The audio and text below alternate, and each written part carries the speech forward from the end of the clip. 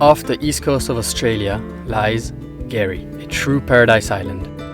Better known as Fraser Island, it is the largest sand island in the world and an ultimate overland destination. Imagine driving on a 120-kilometer beach where pods of whales pass by, and every step you take is in the sand. Gary is a dreamland for adventurers and nature lovers. Our journey starts under a grey sky with a broken clutch, but as we navigate the dunes and sandy beaches, we eventually reach the island's wild west coast, where we witness the most fascinating marine wildlife spectacle we have ever seen. We are Nick and Mathilde, and we've left everything behind to travel the 7 continents with our Land Rover Defender, the Albatross. Europe, North America, South America, Antarctica, Australia, Asia, and Africa.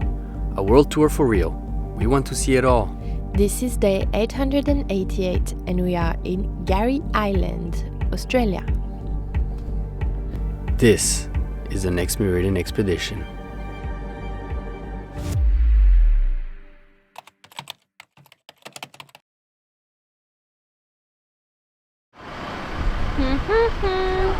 Nick took out the extra jerrycan.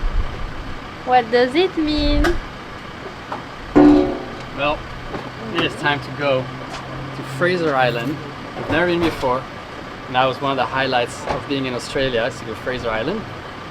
So, we're super excited, huh?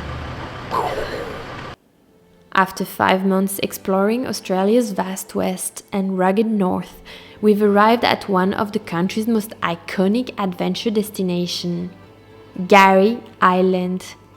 Formerly known as Fraser, the island recently reclaimed its original Aboriginal name.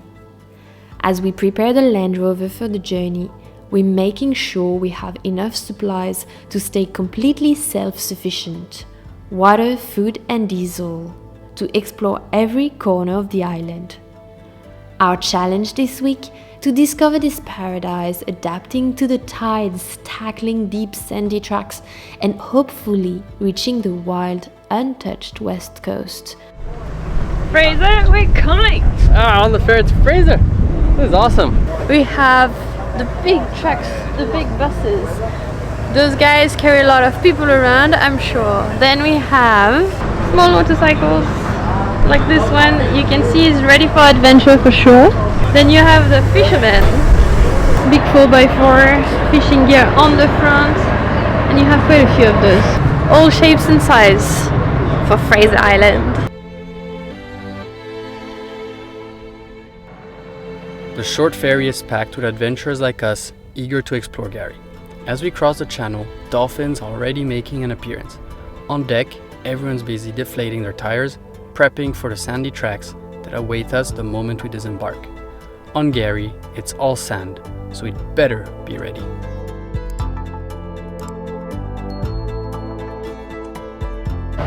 Oh, look at these tracks. Wow, jungly. That's gonna be fun. All these little creeks and tracks, river crossings. It's exactly what we're here for. Oh, they even have wheels. Where is it? Top, big announcement! We're officially on Fraser Island! Woo! Oh yeah! It's actually called Kagari. In the traditional native language, it means paradise, and so now they've rechanged the name to Kagari, so it's now formerly called Fraser Island, and we're on it. We're super excited. This was one of the highlights of Australia, and it starts right now. As we disembark, there's no choice but to take a narrow sandy track heading inland. Instantly, we're 4 wheels deep in the sand. Around us, a tropical-looking forest with a thick green canopy. Everything from this point on feels fresh and exciting. Woohoo!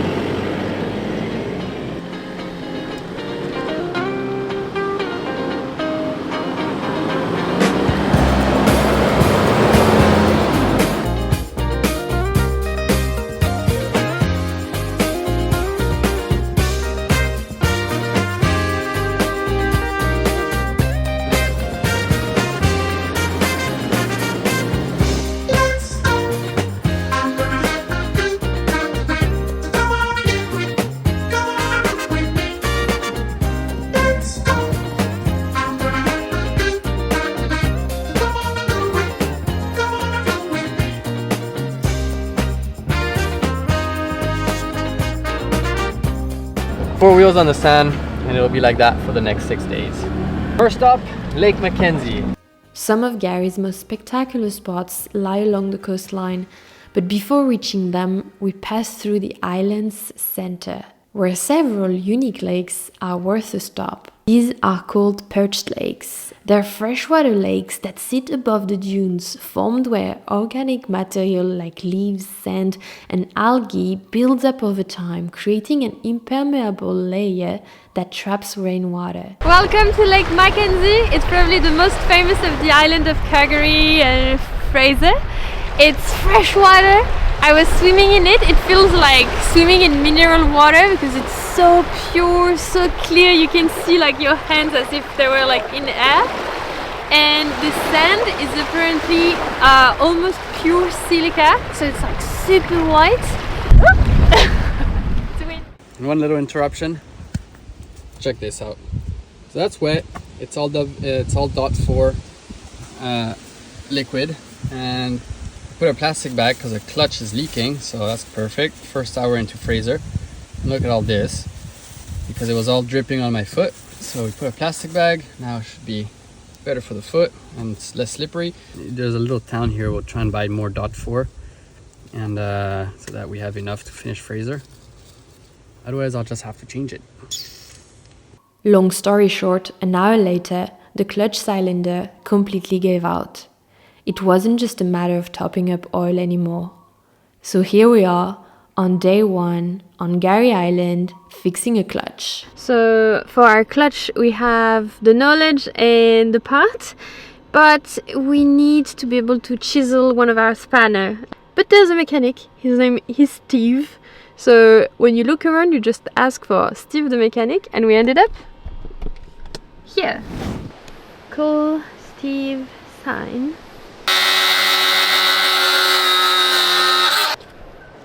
Oh, thank you. C'est encore chaud. Look at that. That's exactly what it should look like. That's not how we thought we would start Fraser. No, seriously, day 1 and just...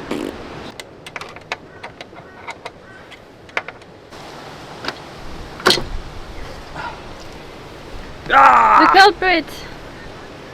Yeah. Sucks, man. It was brand new. Anyways. Put this guy here. And while Nick finishes up the clutch, let me show you what's particular about Gary and the itinerary we're going to take. We arrived with the ferry in Kingfisher Bay right here. The tracks in the center are very sandy, up and down hilly roads. And now we just made it to Hurong while we're repairing the car. The main road on Fraser Island is this long coastline that you see here, all in green, all the way top. But you need to be super careful because you can't drive at high tide. So we're going to start with that. Try to go see the west coast in some areas if we can, because apparently it's much more wild and much quieter. Success! Job done. Another challenge conquered. Did you notice there is Nick in mechanic? Jokes aside, the repair kept us busy until high tide. So we called it a day, nestled into the dunes for our first night on the island, waiting for the next low tide to continue our journey. This is the campsite. It's kind of big camping areas that you can book. It's in the Queensland government website. Really bad website, by the way. But it's pretty cheap. It's like $7 per person, so that's really nice. And you're on the beach. So we have the albatross being set up. The ocean right behind there. We had barely set up camp when one of Gary's main residents dropped by. We found the Fraser famous dingo. And it's tagged. Do we have food outside? Nope. No. The dingo. They're everywhere, and unfortunately, they've gotten used to humans routinely visiting camps in search for food. But we've seen the Fraser's dingo. Oh, look at that, right away. That was easy. It does look like a fox, huh? Yeah.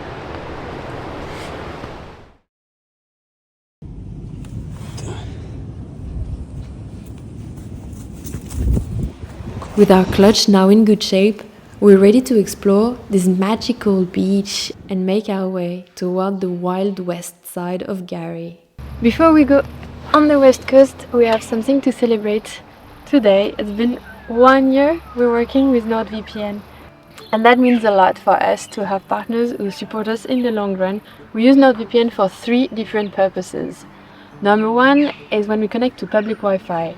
We just open the app, we connect to NordVPN, and then in one click our connection is secured. We can exchange information, we can pay with our credit card and not stress about the security of that public Wi-Fi. The second reason we use NordVPN is to make savings. I found an Adobe Creative subscription for 1/3 of the price. Instead of choosing a server in the USA or in Australia, I choose a server in Turkey. The website I'm connecting to think I'm in Turkey and give me the Turkish price. And the third reason we use NordVPN is to access online content that is geographically limited. When we were in Mexico and it was the Football World Cup final where France was playing, and with NordVPN we just changed our location and we managed to look on our French website the final World Cup from a beach in Mexico. With the code NMEXP you get 4 months free on a 2-year subscription. By clicking on the NordVPN link in the description of this video, you actually help our channel. Thank you so much, and now to the west coast of Fraser.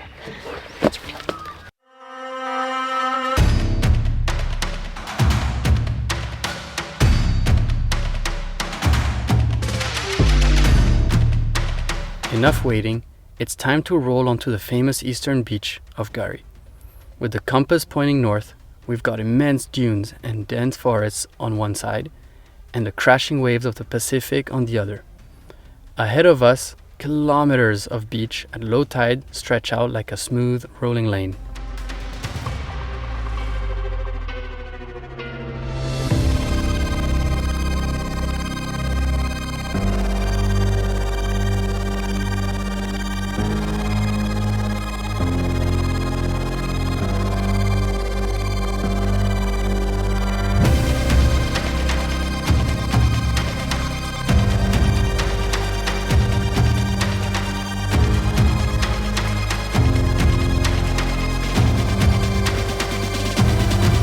Cruising with the wind when our path is suddenly interrupted by a landing plane.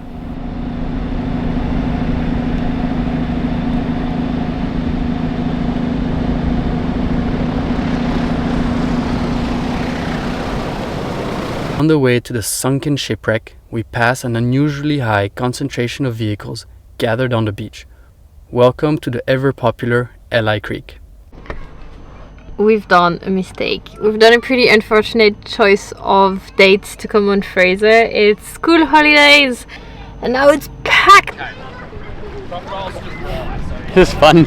People come with their little floaties and they probably walk, I don't know, 500 meters that way or something, and then they slowly come back to here, park in their car, and they're set.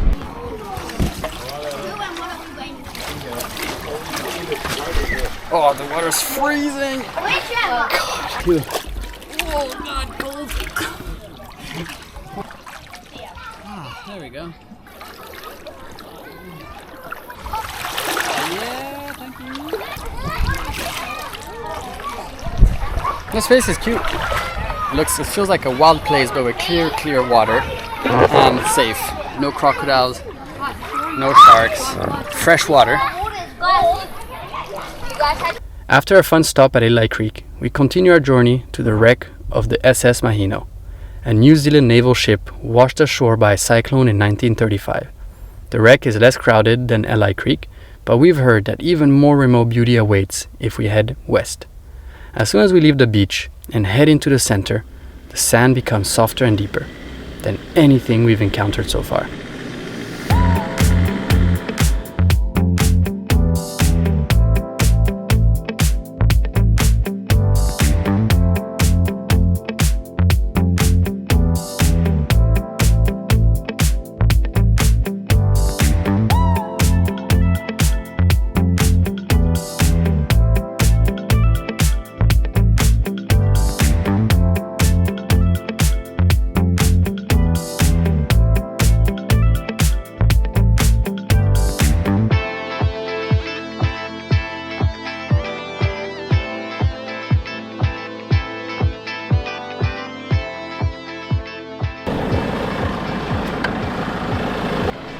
how white this sand is.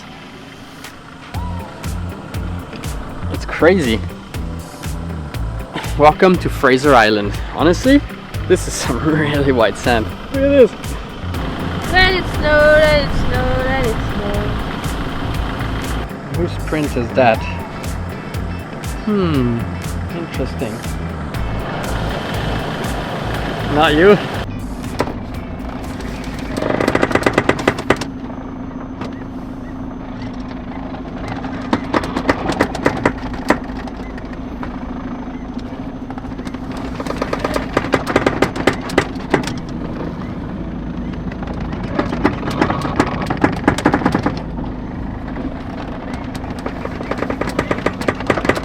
Crazy.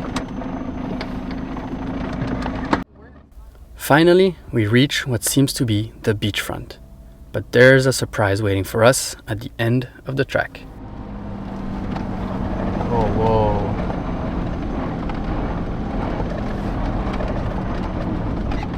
Is this salt water?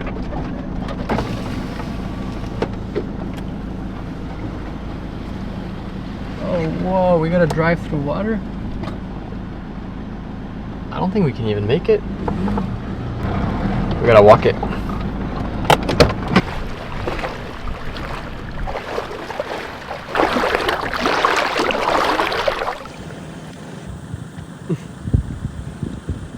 It's actually filled up by the tides, and right now we're half an hour before the maximum height of the tide. This is why, well, the river crossing is not passable. Also, it's salt water.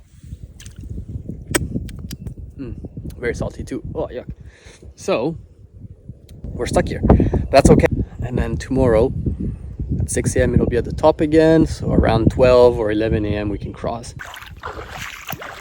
So I guess it's worth sleeping tonight, huh?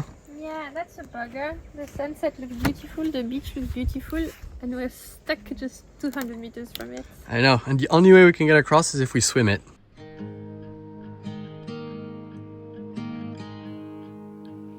At this point, all we can do is look at our camp spot just 200 meters away and imagine the sunset over the bay as we wait for the water to recede in our muddy pit.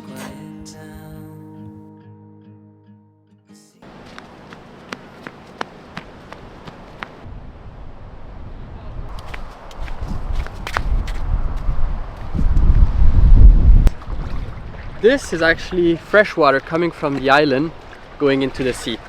Yesterday was high tide, so actually the seawater came here and lifted this level all the way until the beginning of the track where we are, and so it became salt water. It's about a 2 meters difference with the level of water today compared to yesterday.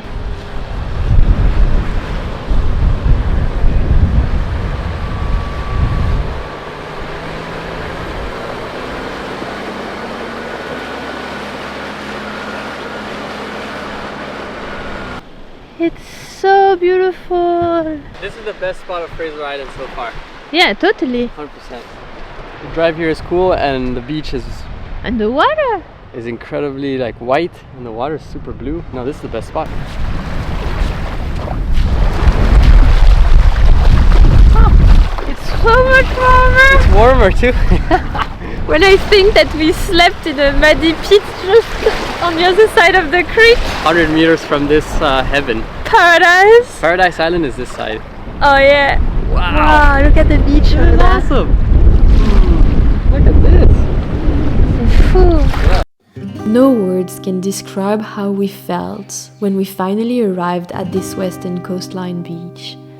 We had spent 10 hours just meters away without realizing the sheer beauty of the area.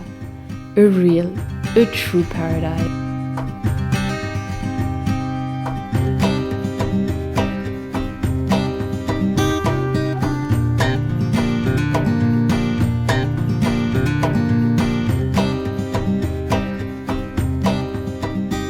So we were just flying the drone and driving on the beach, and then Nick noticed some dolphins just on our left, and now we have them with the drone. And they're playing, they're all together, they're giving hugs, it looks like they're jumping around.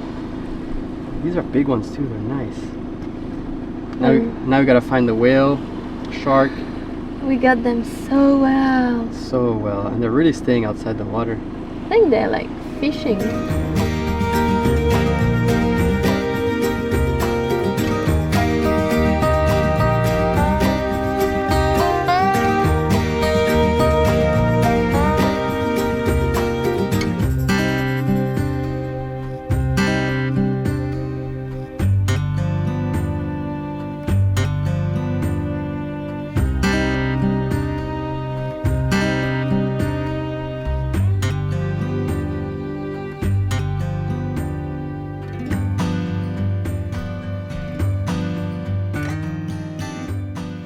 We followed the pod of dolphins for a while and then continued our drive along the coastline. Fraser, number 1. West coast of Fraser, number 1 in Australia so far. I think Cape York 2nd, Kimberley 3rd. That's my ranking for now. Still looking forward for Tasmania. We'll see where it fits, but Fraser West Coast, it really is Paradise Island. If you know us, you know we rarely stay still for long. This place was different. In just an hour, we were blown away by the sheer magic of this spot. We knew better than to rush through something this extraordinary, so we decided to set up camp right here, right there. And that might just be the best decision we made in all of Australia. So we loved so much that beach that we found ourselves a nice campsite. This is Kingdom of the Chill. We have Halbo, the white sand, the blue sky. We have Nick as the king of the Kingdom of the Chill. Are you the king of the chill? Not really. You are the king of the chill. No, I can't chill more than 5 minutes. Yeah, he's just posing here. Next second he's going to be like all fidgeting around. What can I do? What can I do? And we're trying to spot more whales, possibly. And we would love to see sharks if we can, or rays or something like that. So we'll see. We might send the drone again. I barely showed the camp spot saying we might see some other stuff, and Nick saw some jumping whales. You gotta find them first. Oh wow! Agosh, agosh! I saw one just jumping right now. Trying to get there. Yeah, I can see you. Am I going the right way?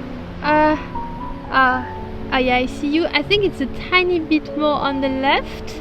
I don't know which group is the one jumping. Oh, there he is! He's playing with his tail. That's what he's doing. He's going upside down and stuff with his tail.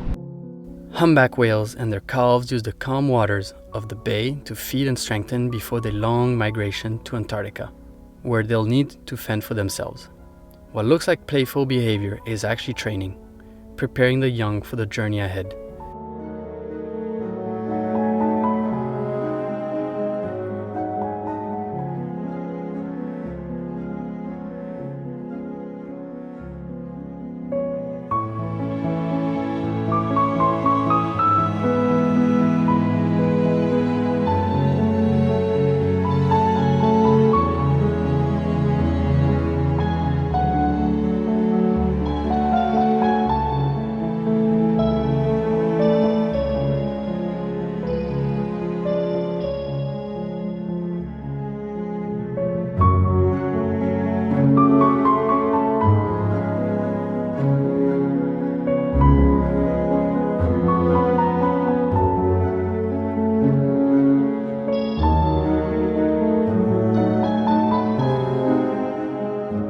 At this point, we thought we'd seen the best the bay had to offer, but we had no idea what sunset had in store for us.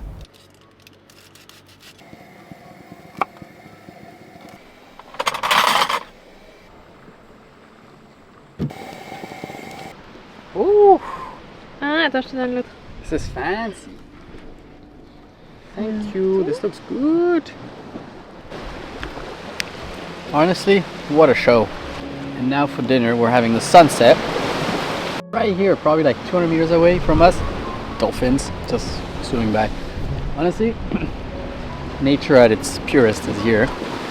And we're getting all this spectacle while having dinner at sunset, alone. Crazy. Amazing. It started with the whales putting on a show in front of the golden sunset. As we were about to pack up the drone, things got even better.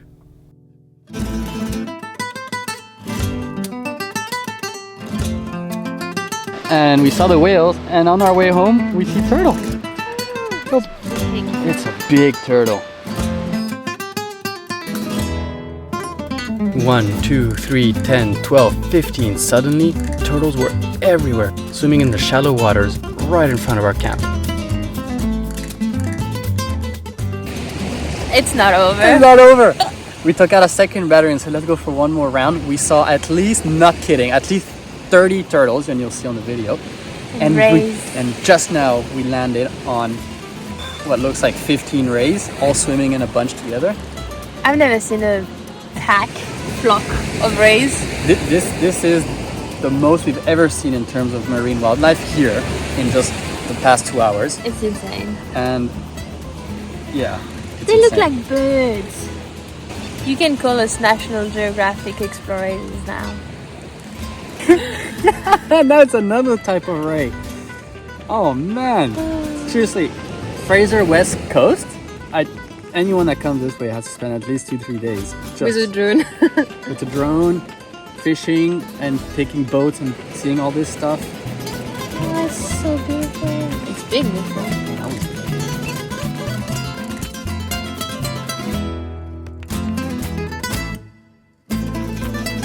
But the good news is that the adventure on this paradise island is not over. In the next episode, we head to the north of the island for more of everything. If you enjoyed this adventure, don't forget to give this video a thumbs up and subscribe to our channel for more epic journeys. That's Nick's clean t-shirt, and that's the thing you use to clean the oil. Don't be confused, they look alike, but it's not the same thing. We lost so many t-shirts to mechanics because of confusions.